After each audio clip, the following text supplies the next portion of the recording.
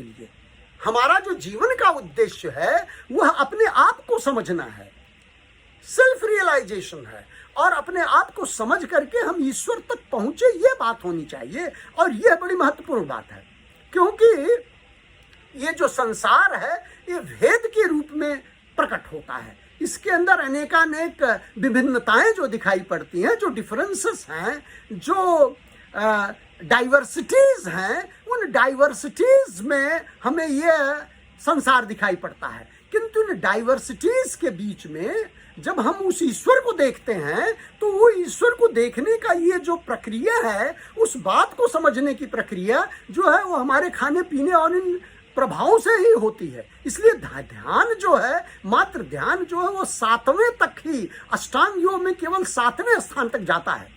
और ये 7वें स्थान का जो ध्यान है वो हमें संसार तक पहुंचाता है, संसार में सफलता दिला सकता है। किंतु जो 8वां है वो है समाधि।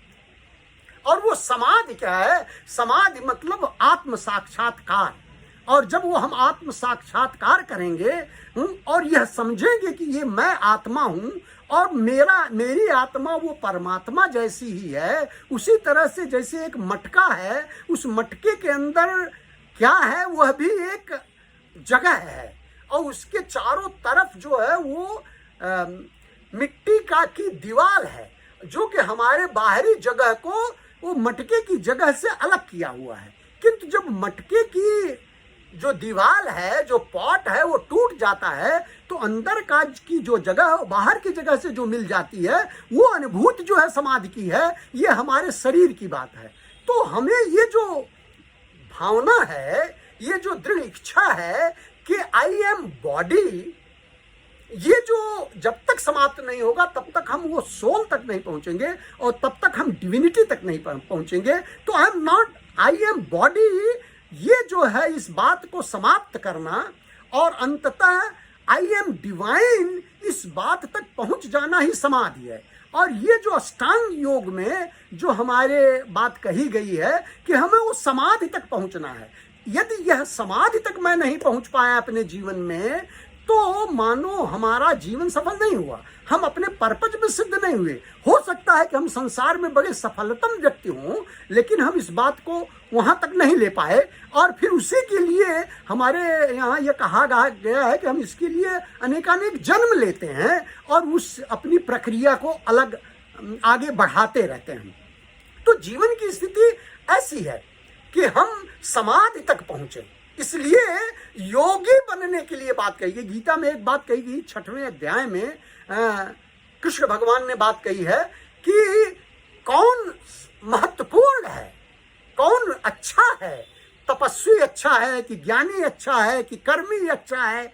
तो ये भगवान कृष्ण जो है अर्जुन से एक बात स्पष्ट रूप से कह देते हैं कि तपस्विभ्यो धिको योगी, तपस्वियों से भी अधिक योगी है, और ज्ञानीभ्यो भी मतोधिक, ज्ञानियों से भी बड़ा योगी है। कर्मिभ्यश्चाधिको योगी, और कर्म करने वालों से भी बड़ा योगी है। तस्माद योगी भवार्जुन।